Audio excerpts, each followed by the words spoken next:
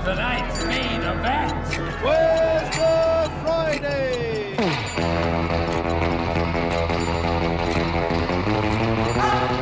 My calculations are correct. When this baby hits 88 miles per hour, you're gonna see some serious... On this blessed Friday, let us give thanks. So, another Friday is upon us. There you go, it's WTF. Where's the Friday? I'm Rob Birdsey. You can catch us on YouTube. That's Widowed, Trio, and Freedom. Widowed, I'm a widowed father. Trio, I have 2 little boys. And Freedom is we're doing this for the freedom, right? So please go on there, like, share, and subscribe. And join in on the fun so you can see my guests, which is Brian King and Rebekah Cummings. Thanks for being here. Well, thank you, Rob, for having us. Thanks for having us. Yeah, this is going to be great. You guys are shooting for the hills. Like this is huge. What you guys are trying to do. So let's talk about it. Yeah. Well, thank you. Love to. You know, I've served in the legislature for 16 years. 8 of those years I served as the leader of the House Democratic Caucus, the House Minority Caucus, and I just got to a point where I thought, you know, I want to do something different, do something a little more effective at trying to bring balance to Utah State Governor, or to Utah State government. So I decided to run as governor, and Rebekah was kind enough to say, yes, I'll be your running mate for lieutenant governor. So that's where we're at. Wow, that's some big steps. This is the fishbowl where we are. Everyone's always waving and that. Rebekah, how do you support and how did you come to that conclusion? I mean, you're raising kids as well, right? We were just talking about that. I am. I have 3 kids. 2 of them are almost exactly, the same age as yours. Yeah. So I have a 19-year-old, an 8-year-old, and a 6-year-old.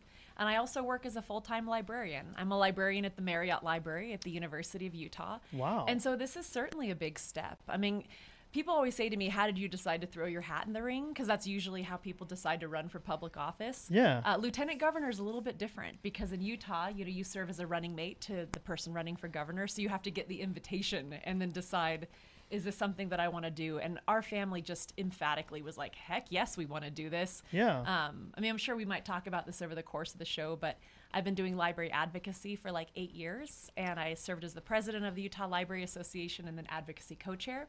So I've been fighting a lot of the book banning battles at the Capitol over the past 4 years. And I think I was also, like Brian, feeling some of that mounting frustration where it's like, put me in, coach, we can do better. Yeah, I like that. Yeah, I really do.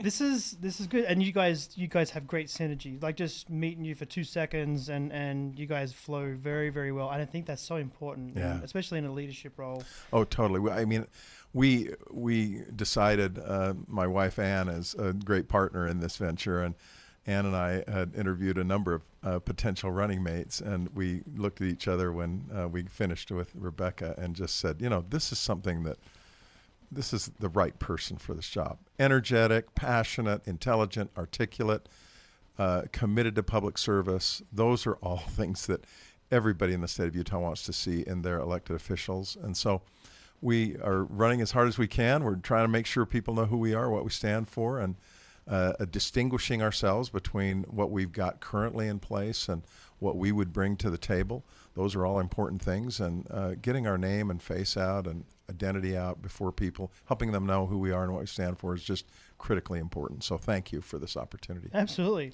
Let's talk about what you stand for. I'm very interested. You're with the Democratic Party too, That's right? That's right. Yeah. That's hard in this state, isn't it? It is Uphill hard. battle.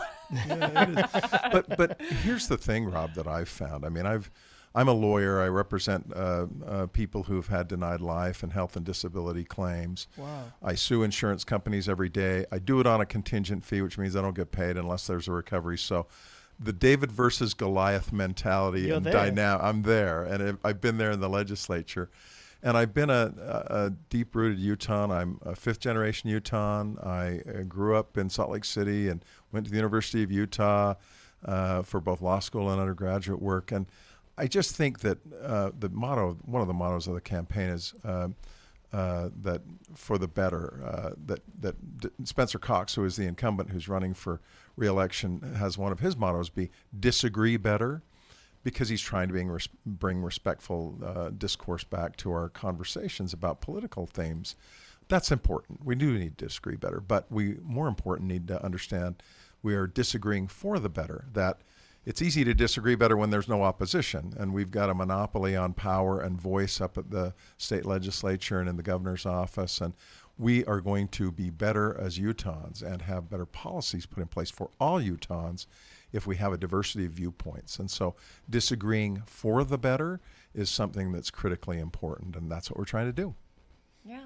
Disagreeing for the better. I like that. Yeah, I think it brings good change, and it brings insight on different many levels. Yeah. And people feel, I mean, it's interesting, the Utah Foundation, which is a think tank up in Salt Lake that's dedicated to just Utah issues, says when they did a survey, they said the number one issue that people are concerned about is affordable housing, and we talk about that a lot. But the second most important thing that people are concerned with is they don't feel that public officials, elected officials, are listening to them. And so that's something that we're trying to do, is go around the state of Utah and make sure that people understand we are here to listen to what they have as their issues and their concerns and their problems, because those are the things we want to address. Yeah, I 100% agree with that. I mean, I just feel like life is getting so hard. Just struggling every day, trying to make ends meet, especially if you've got a family out there. I'm sure everyone's understanding that. If there was ever a time right now to get out there and vote, now is it. We need to make our word count. And every vote counts. And one of the reasons that we have such a monopoly on power by the majority party in Utah is because way too many people feel exactly what you just said, that their vote doesn't count. It doesn't matter if they don't show up. It does matter. Every vote counts. And I've got a dear friend, Suzanne Harrison, who ran for the state legislature back in, I think it was 2018, or maybe it was 16, and I worked hard to get her elected. She lost in a district of about 40,000 people. She lost by 3 votes. So nobody should think their vote doesn't count. Yeah, that's it at 3. That's nothing. That's like a hair. Yeah. Yeah. So what area do you live in? Do you live up in Salt Lake? Is it right? Yeah, I live in Salt Lake. For folks that are familiar with Salt Lake, it's the northeast part of the county. This is the Place Monument, Foothill Village, Sugar House Park, Westminster College. Yeah, it's a beautiful area. So, yeah. And Rebekah can tell you about where she lives. It's Yeah, very I mean, we actually similar. live pretty close to each other. One of the reasons I know Brian quite well is I've been his constituent for the past 11 years. And I've always been interested in politics. And so when I had concerns, I would bring them up to my House of Representative. And so I'm like in Sugar House, about 8 minutes from the University of Utah where I work. And so I feel very comfortable on campus because I feel like this is where I spend most of my life, is with young people in higher education institutions. It's a great area. It's changing a lot there too. I've been very impressed in how it's changed over the last 10 years in Sugar House area. Got a lot of friends around there too. So as far as like the bigger picture for what you guys want to paint and make it clear for us to understand why we should vote for you, what's the hard hitting areas of really what you want to touch on for us to understand better? Why don't you take that? Sure, I can start with that. Yeah. I mean, I think that the most important thing that we bring to the table is bipartisanship. I mean, what we are really seeing right now out of Utah politics is this monopoly on power, where you're hearing a lot from the Republican side of the aisle, and they don't even have to listen to people who think differently because they can pass everything they want on their own. And I think that's really the heart of where people are feeling like we're not having good discussions and having different ideas hit each other and having the best ideas shake out. And truthfully, we're probably not going to change the supermajority in the legislature in this election cycle, but a big check on power that we could have is having a Democratic governor into this state, that when Brian sees the government overreach or sees the power grabs happening in the legislature, he sees it and he calls it out and he brings his case to the people of Utah with the governor's megaphone, which is more than any individual member of the legislature has. It's huge. Yeah. Very, very huge. How would you work with Republicans alongside with you guys? How does that all sort of, I know that's kind of, like you say, it's up against, yeah. Yeah, well, it's a good question because for the last 16 years, I passed dozens of bills in the Utah State Legislature about a variety of topics. Domestic violence bills, restricting, making firearms more safe, restricting, lowering the level of gun violence in the state. Education bills, trying to make sure that we have good opportunities for our kids. And you don't pass bills as a Democrat in the Utah State Legislature without having most of the people who vote for them be Republicans. I mean, that's just the way a supermajority works. So It's a bit of a challenge. It's harder to pass a bill in the state legislature as a Democrat than it is as a Republican. But I've done a lot of that, passed a lot of bills, and I've done it by working closely with Republicans, getting to know them on a personal level. And it's absolutely true. Some of my base voters within the Democratic Party hate it when I say this, but I really have good friends on the other side of the aisle, a lot of them. Right. Because you find out it's not the politics that's the most important thing when you're working to try to put in place good policy for Utahns. It's sharing and finding and sharing common values, identifying things that everybody agrees on in terms of how can we make it safer for kids going to school? How can we ensure that people have access to mental health and substance use disorder treatment? How can we ensure that families don't have to work a second or a third job in order to afford a Christmas for their kids? Those are the things that are most important. And those are the things that once I become governor, I'm going to put at the top of the list. I mean, housing affordability. We've got folks who say to their parents, they're growing up in Utah, they want to stay in Utah, but they have to say to their parents, I'm going to have to move out of the state because I can't afford to live here. Yeah. And we don't want that. That's not, for the number one economy in the country, and that's something that we hear from folks on the other side of the aisle all the time about. Look how great we're doing. We're the number one economy in the country. Well, the number one economy in the country shouldn't have the kind of struggles that we do with such basic things as affordable housing and making a car payment and making sure that you put groceries on the table. So there's a lot we can do to improve that. I can tell you right now firsthand, I live in a trailer. I live in a trailer, like an RV trailer. I bought it because I knew once I lost my wife, I wouldn't be able to afford the lifestyle that we had. So I opted to go for it. And it's a big trailer. It's not small, but it's a trailer, no doubt. My boys are at one end, I'm at one end, and it's fine and it works. It's like, I call it our New York apartment, right? But looking at that, and I started looking at places like Tennessee, Georgia. Mm-hmm. You can move over there and rent's like $500. You know what I mean? Mm-hmm. You could live in a very similar situation to Cedar City, and over there, and right now rent here, I think the average is like $2,000. I mean, it must be like $1 billion to me. You know what I mean? Like that sounds so ridiculous. And the fuel's going through the roof.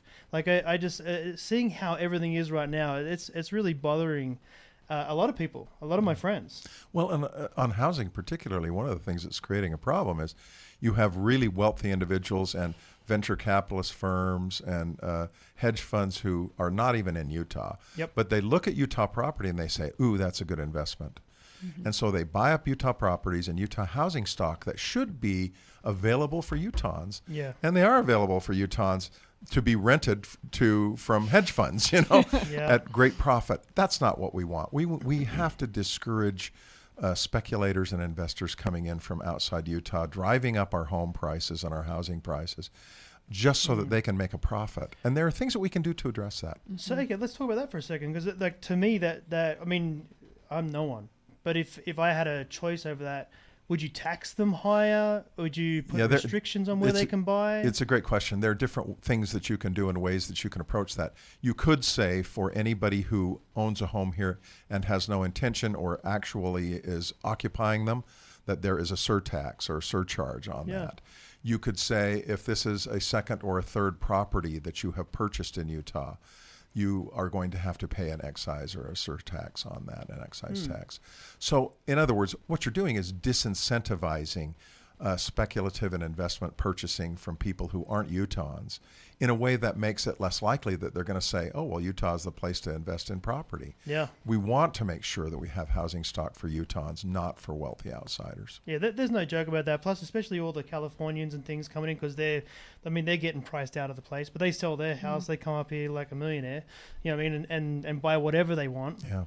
And I, the thing that I think is a difference between the supermajority party right now in Utah and Democrats is that they're much more inclined to look out for the wealthy few and much more inclined to impose their will on individual choices and decisions that we make, taking away our individual liberties in a way that really is problematic. And that comes in the form of reproductive freedom issues. And Rebekah talks a lot about banning books as a librarian. I won't steal her thunder on that. But there are so many ways in my time at the legislature over the last 16 years that I've seen for a party that believes in local control they don't do a lot of local. They do a lot of controlling of the locals. Yeah, yeah.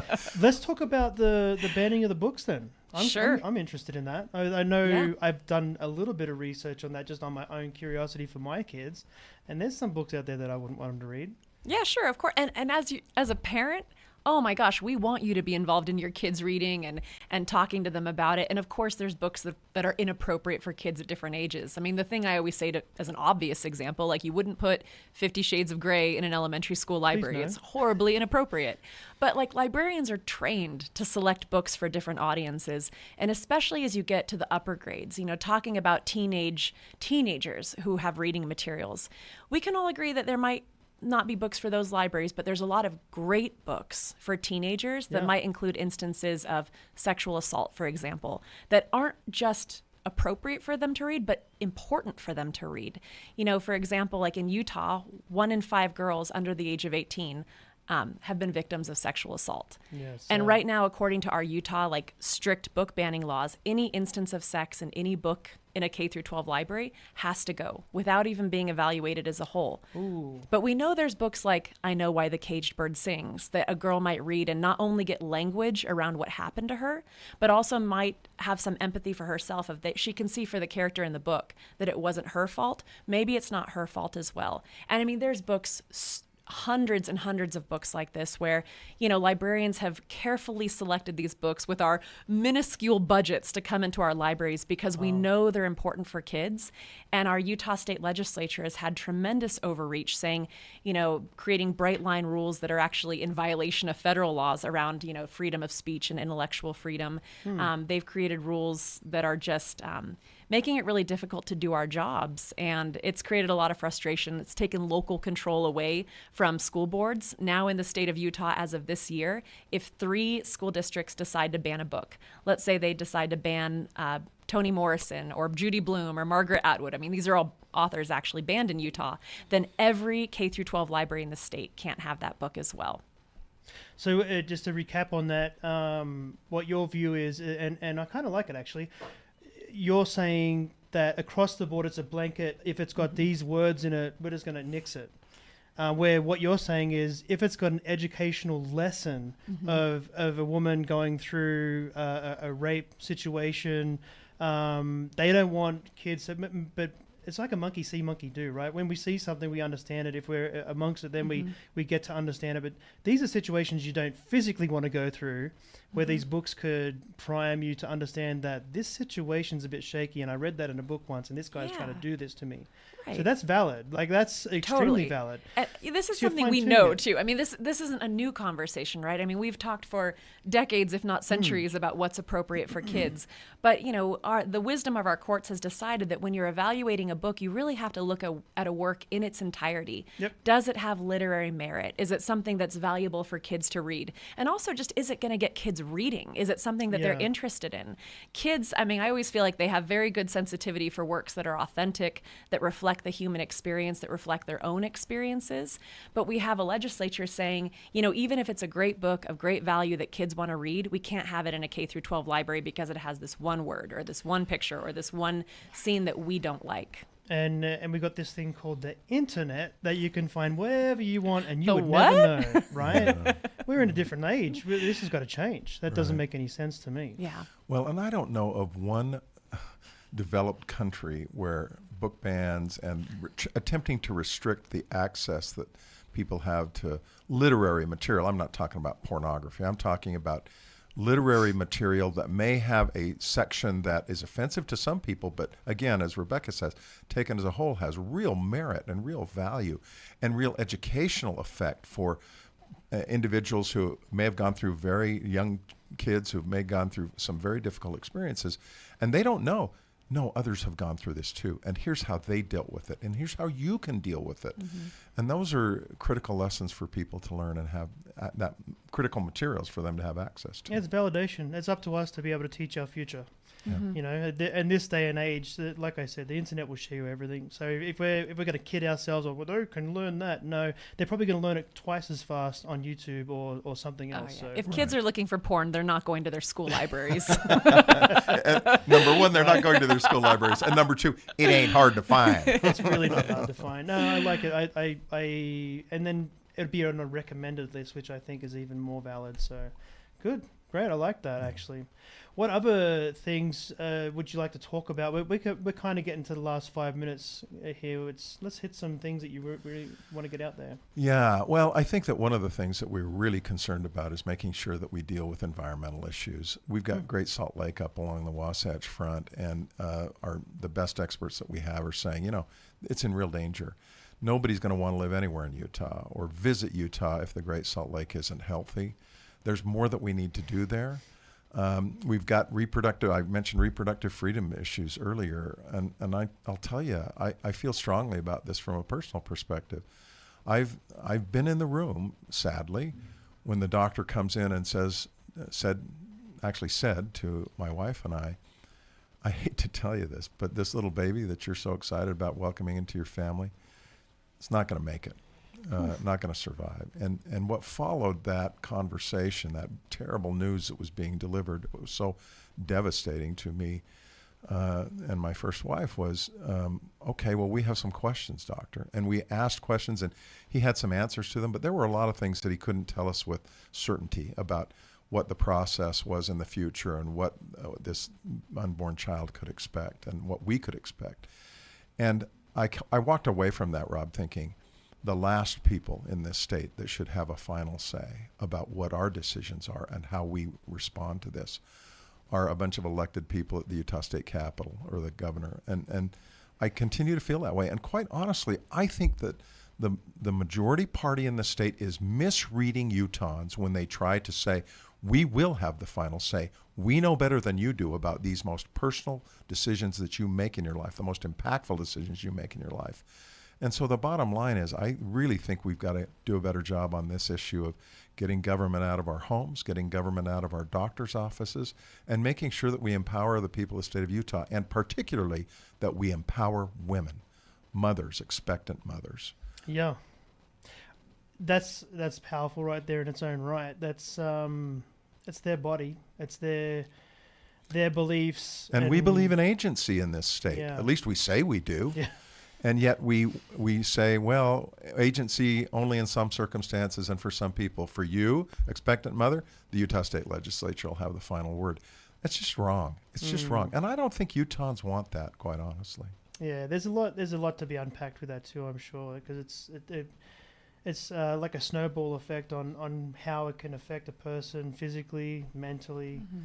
Yeah, Yes. like I say, not just the most personal decisions you make, the most impactful you make for the rest of your life. Yeah, that's not a good thing. That's, very tricky. I have a question. I usually ask everyone, and it could just do with anything. What makes the difference? And it could be with whatever comes to mind. So... Oh my gosh. I really wish every person listening to this knows that they can make a difference. I mean, we're really fortunate actually to live in a smaller state. So I was delighted to find out that when I cared about something, I could reach out to my representative, reach out to my senator in the legislature, and they actually wanted to talk to me about it. Voting, of course, is the number one thing that you can do to make a difference. But not just voting, but like maybe reaching out to 5 friends and making sure that they're registered to vote as well, making a plan. I mean, this election is so critically important. I mean, working with 18 to 25-year-olds, all day, every day, I know that there's a lot of despair of like, okay, there's so many problems around us, but what can we do about it? The number one thing you can do is research the people who are on your ballot and vote for people who share your values, forgetting about the R and the D, but thinking like, who is wise, who has integrity, who has character, who will stand up to power when we need to do that.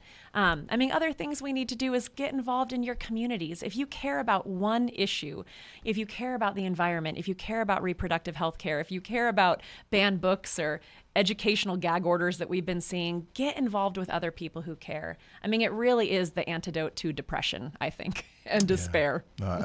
Rob, I can't add much to what Rebekah said. She's absolutely right. know that you can make a difference, in other words, and that if you put your time and energy into it, it's worth it.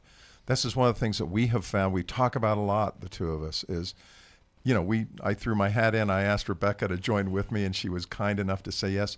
We have never regretted for a moment this decision to run for governor and lieutenant governor, because you extend yourself, you get out and you serve others, you hear about what their concerns are. It's been a blast, and it has been really just meaningful from my perspective. Great. Yeah, agreed. You have anything else you would like to address? I think that'll do it. That's Thank you great. for having us. No, I appreciate you guys being on. Brian, Rebekah, you guys are pros. I like this. This was so fun. I wish Thank you very well. Yeah. Thank you.